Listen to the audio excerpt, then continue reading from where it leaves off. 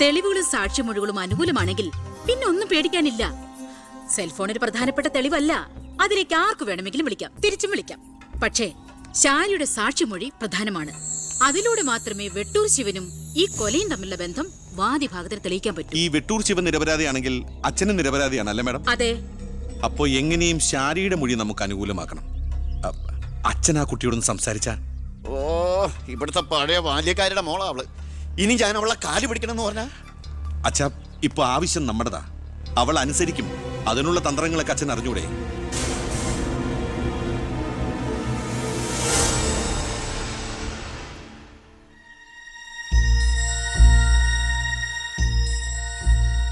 കുറെ നാളായി ഞാൻ വിചാരിക്കുന്നു ഇങ്ങോട്ടൊക്കെ ഒന്ന് ഇറങ്ങണം എന്ന്. സത്യം പറഞ്ഞ സമയം കിട്ടാറില്ല. അല്ല, ഇവളെങ്ങനെ നിർത്തിയാ മതിയോ? കെട്ടിച്ചിടണ്ടേ? കല്യാണ ചെലവൊക്കെ ഞാൻ ഏറ്റവും പറ്റിയ പയ്യനെയും കണ്ടെത്താം. നമുക്കിത് ഗംഭീരമാക്കണം, ഒരു ഉത്സവം പോലെ. ഗോപാലപിള്ള സാറിനെ എനിക്ക് മറക്കാൻ പറ്റുമോ? എന്നെ രാഷ്ട്രീയത്തിലേക്ക് കൈപിടിച്ച് കയറ്റിയ രാഷ്ട്രീയ ഗുരുവാണ് നിന്റെ മുത്തച്ഛൻ. മരിക്കാൻ കിടക്കുമ്പോ ഞാൻ അദ്ദേഹത്തിന് കൊടുത്ത വാക്കാ, ഈ കുടുംബം അനാഥാകില്ലെന്ന്. എന്നാ ഞാൻ ഇറങ്ങട്ടെ. ഞാനെന്തോ മറന്നല്ലോ. മോളെ, പിന്നെ മോൾക്കറിയാമല്ലോ, നിരപരാധിയായ എന്നെ ഒരു കേസിൽ പെടുത്തിയ വിവരം.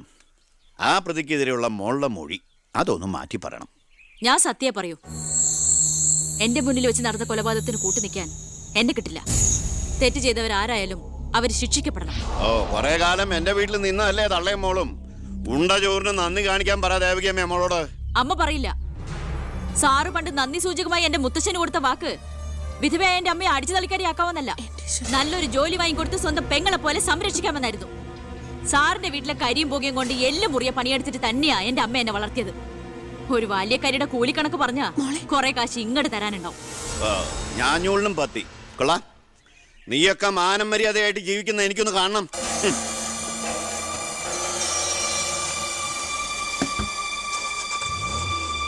എടാ ഞാനാ. എന്താ അച്ഛാ? നടക്കില്ലടാ. ഇന്ന് അച്ഛൻ അവളുടെ അടുത്ത് പോയി. നാളെ അവൾ അച്ഛൻ്റെ അടുത്ത് വരണം. അച്ഛൻ സമാധാനമായിട്ടിരിക്കുക. ബാക്കിയൊക്കെ ഞാൻ നോക്കിക്കോളാം.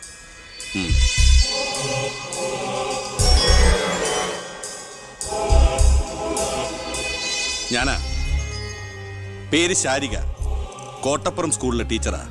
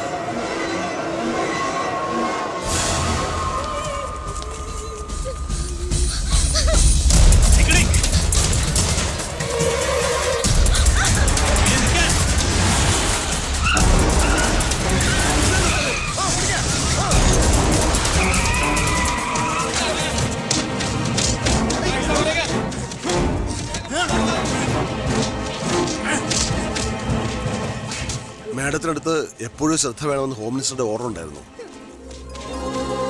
വരട്ടെ. പിടിച്ചു കയറ്റില്ല അതിനെ.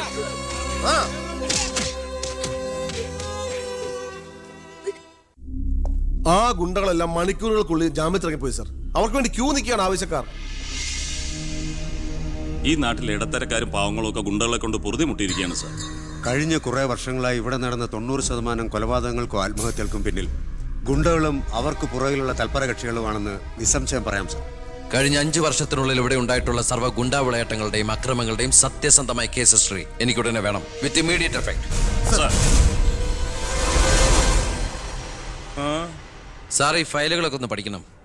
കഴിഞ്ഞ 5 വർഷത്തിനിടയ്ക്ക് കേരളത്തിലുണ്ടായിട്ടുള്ള ഞെട്ടിക്കുന്ന അക്രമങ്ങളുടെ സത്യസന്ധമായ ഡീറ്റെയിൽസ് ആണിത്.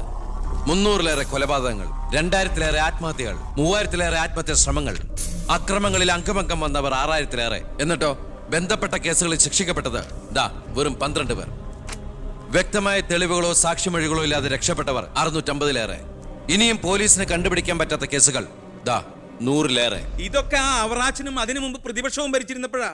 സാർ, മറ്റുള്ളവരുടെ മേൽ പഴിചാരി രക്ഷപ്പെടാനുള്ള തന്ത്രമല്ല ഇപ്പോൾ ഇവിടെ ആവശ്യം. ഞാനിപ്പോ എന്താ ചെയ്യണ്ടേ?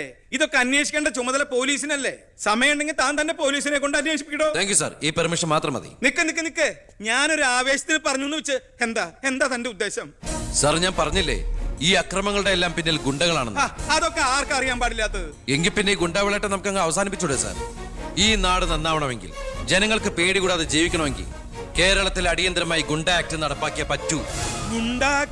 അതെ സാർ, നമ്മുടെ അയൽ സംസ്ഥാനത്തെ മുഖ്യമന്ത്രി ആക്ട് നടപ്പാക്കിയില്ലേ? എടോ, അവരൊരു സ്ത്രീയാ, അവർക്ക് എന്തു ആകാം. അവരെ തൊട്ടാൽ പീഡനം, സ്ത്രീ പീഡനം. എന്നെ തട്ടിയാ എന്റെ കുടുംബത്തിന് പോയി. സാർ, സാറിന് ഒരു പോറൽ പോലും സംഭവിക്കില്ല. ഇതിപ്പോ പോറലല്ലോ, ഓട്ടയല്ലേ വീഴാൻ പോണത്. ഓട്ട ഈ വെടിയുണ്ടിയും കത്തിയൊക്കെ കയറുമ്പോണ്ടാവണ ഓട്ട. സാർ, ഞാൻ പറയുന്ന താൻ എന്ത് പറഞ്ഞാലും ഞാൻ സമ്മതിക്കില്ല. ഇതൊക്കെ തനിക്ക് മുൻപരിചയം ഇല്ലാത്തോണ്ട് തോന്നുന്നു മണ്ടത്തരാ. എങ്കിൽ പിന്നെ സാർ ഒരു കാര്യം ചെയ്യും, മുൻപരിച്ചുള്ള ആരെങ്കിലും വെച്ച സാർ അങ്ങോട്ട് ഭരിച്ചോ. ഞാൻ രാജിവെക്കാൻ പോവാ. നീ എനിക്ക് ഹാർട്ട് അറ്റാക്ക് ഉണ്ടാക്കുന്ന വർത്താനം പറയരുത്. നീ രാജിവെച്ച് പോയാ എന്റെ മന്ത്രിസഭ മൂക്കൂത്തി വീഴില്ലേ? എങ്കിൽ എന്റെ വഴിക്ക് വരേണ്ടി വരും. നീ പറയണേല് കാര്യമുണ്ടെന്ന് എനിക്കറിയാം, പക്ഷെ നിനക്കൊരു കാര്യം അറിയില്ല. ഇവിടുത്തെ എല്ലാ രാഷ്ട്രീയ പാർട്ടികളുടെയും നിത്യോപയോഗ സാധനങ്ങളിൽ ഒന്നാണ് ഈ ഗുണ്ടകൾ. അതുകൊണ്ട് ഭരണകക്ഷിയും പ്രതിപക്ഷവും ഇതിന് സമ്മതിക്കില്ല. ഈ ബില്ല് നിയമസഭയിൽ പാസ്സാവൂല. അറിയാം സാർ, ആദ്യം നമുക്ക് മന്ത്രിസഭ കൂടി തീരുമാനിക്കാം. ഗവർണറെ കൊണ്ട് സ്പെഷ്യൽ ഓർഡിനൻസ് പുറപ്പെടുവിച്ച് ഈ ഗുണ്ട ആക്ട് നടപ്പിലാക്കാം. എന്നിട്ട് 6 മാസത്തിനുള്ളിൽ നമുക്ക് നിയമസഭയിൽ പാസ്സാക്കിയെടുത്താൽ മതി. ആ 6 മാസം മതി എനിക്ക് കേരളത്തിലെ സർവ്വ ഗുണ്ടായുസം തുടച്ചു നീക്കാൻ. അല്ല, താങ്ക് യു സാർ. എനിക്ക് വേണം.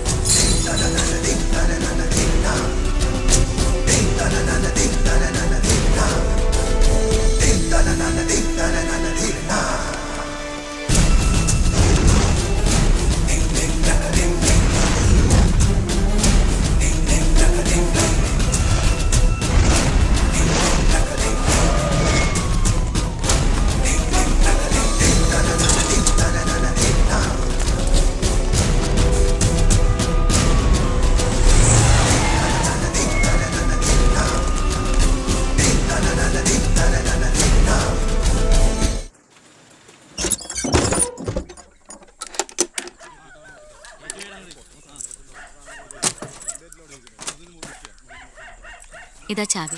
എന്നാ ഞങ്ങൾ ഇറങ്ങട്ടെ. ഓ ആയിക്കോട്ടെ. ഈ നാട്ടിലേക്ക് വരുമ്പോ മനസ്സ് നിറയെ സന്തോഷായിരുന്നു. ഇപ്പൊ ഇവിടുന്ന് പോകുമ്പോ എന്റെ നെഞ്ചു നീറ. എന്റെ മോൾക്ക് വന്ന മഹാഭാഗ്യം ഞാനായിട്ട് തട്ടിത്തെറിപ്പിച്ചല്ലോ എന്നോർക്കുമ്പോ ഇന്നിപ്പോ മഹാറാണിയെ പോലെ കഴിയേണ്ട നീ 100 വട്ടം ശപിച്ചിട്ടുണ്ടാവില്ലേ ഈ അമ്മേ? ഇല്ല അമ്മേ, അർഹിക്കാത്തത് ആഗ്രഹിക്കരുതെന്ന് കുഞ്ഞുനാളോട്ട് എന്റെ അമ്മയല്ലേ എന്നെ പഠിപ്പിച്ചത്. അമ്മ കേറ്.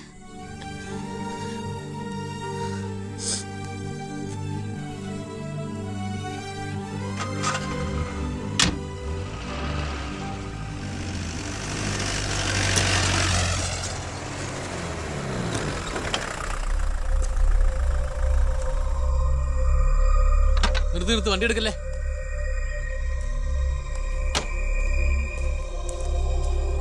എന്താ പെട്ടെന്ന് ഇങ്ങനെ ഒരു തീരുമാനം? സ്കൂളിൽ ടെമ്പററി പോസ്റ്റ് ആയിരുന്നല്ലോ, അത് കഴിഞ്ഞു. ഇനിയിപ്പോ ആരാ ഉള്ള ഇവിടെ? ഞങ്ങൾ പോവാ നാട്ടിലേക്ക്. ഞാൻ ആ പഴയ പോസ്റ്റ് പെർമനന്റ് ആക്കി തന്നാലോ? വേണ്ട, എനിക്ക് പേടി എവിടെ ജീവിക്കാൻ. അവിടെ ചെന്ന് 10 കുട്ടികൾക്ക് ട്യൂഷൻ എടുത്തിട്ടാണെങ്കിലും ഞങ്ങൾ ജീവിച്ചോളാം. ഞാൻ അതല്ല ഉദ്ദേശിച്ചേ. അന്ന് ദേവികമ്മ ചോദിച്ച ചോദ്യങ്ങൾക്കൊന്നും എനിക്ക് മറുപടി പറയാൻ കഴിഞ്ഞില്ല. കാരണം പറയത്തക്ക പണിയൊന്നും ഉണ്ടായിരുന്നില്ലല്ലോ. ഇപ്പം എനിക്ക് ചെറിയൊരു ജോലിയുണ്ട്, ഇവിടുത്തെ ഹോം മിനിസ്റ്ററാ. സ്ഥിരം ജോലിയൊന്നല്ലെങ്കിലും 2 വർഷം തികച്ച MLA പെൻഷൻ കിട്ടും. പിന്നെ ഒരു ജോലി തനിക്കും കൂടി ഉണ്ടെങ്കിൽ ഒരു കുടുംബം സുഖമായിട്ട് കഴിഞ്ഞു പോക്കോളും. എന്തൊന്നും മിണ്ടാതെ രണ്ടുപേരും. മന്ത്രിയായെന്ന് കരുതി എന്റെ ഇഷ്ടങ്ങൾക്ക് മാറ്റമൊന്നും സംഭവിച്ചിട്ടില്ല കേട്ടോ. അമ്മേ, ഒരിക്കൽ കൂടി ഞാൻ ചോദിക്കുക, എനിക്ക് കല്യാണം കഴിച്ച് തന്നൂടെ ഇവിടെ?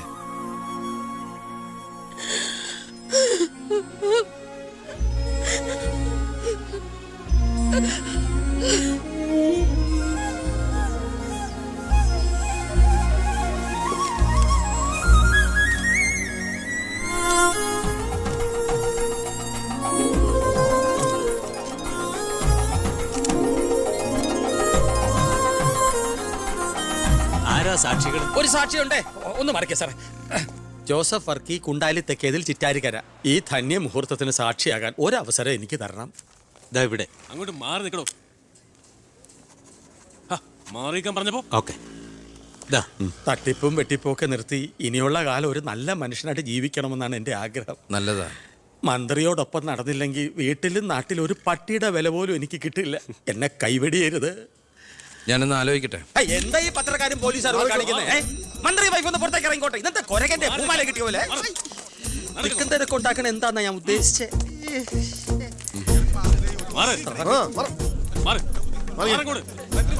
വഴി കൊടുക്ക്. ഈ പാവപ്പെട്ട പെൺകുട്ടിയെ വിവാഹം കഴിച്ചത് പഴയ ബാല്യക്കാരുടെ മകളോട് ബാല്യകാലത്തിൽ തോന്നിയ കടുത്ത പ്രേമം കൊണ്ട് തന്നെയാണോ? നാട്ടുകാർ മുഴുവൻ നോക്കി നിൽക്കെ ഒരു ഗുണ്ട പഴപ്പിച്ച ഈ പെണ്ണിന് ജീവിതം നൽകിയത് ജനസിമ്പതി നേടി പ്രശസ്തി പിടിച്ചു പറ്റാൻ വേണ്ടിയല്ലേ? വിട് സാറേ. ഹേയ്, പത്രക്കാരോട് ഇങ്ങനെയൊക്കെയാണോ? അതിനുള്ള മറുപടിയൊക്കെ ഞാൻ പറഞ്ഞോളാം. അനന്തുമാർ വാ. കളി എന്നോടോ? തന്നെ പോലുള്ള മഞ്ഞപ്പത്രക്കാർക്ക് എന്തു എഴുതി പിടിപ്പിക്കാം. സ്വന്തം കൂടപ്പിറപ്പുകളുടെ കിടപ്പറ കഥകൾ വരെ. ആ സർക്കിൾ ഇൻസ്പെക്ടർ വിജയൻ സാറ് അവിടെ വെച്ച് അനന്തകുമാറിനിട്ട് 2 പൊട്ടിച്ചിരുന്നെങ്കിൽ നിങ്ങൾ പത്രക്കാരെ എഴുതി പിടിപ്പിക്കും ആഭ്യന്തരമന്ത്രി അധികാരം ദുർവിനിയോഗം ചെയ്തു എന്ന്. അതൊക്കെ ചീപ്പായി പോവില്ലേ? പക്ഷെ ഒരു ഭാര്യയെക്കുറിച്ച് പറയുമ്പോൾ ഭർത്താവ് കുറച്ച് ചീപ്പായാലും വലിയ കുഴപ്പമൊന്നുമില്ല അല്ലടാ അനന്തകുമാറെ. സാറൊന്നും കണ്ടിട്ടില്ല, അനന്തകുമാറൊന്നും കൊണ്ടിട്ടുമില്ല. താടി ഉള്ളതുകൊണ്ട് പാടറിയില്ല.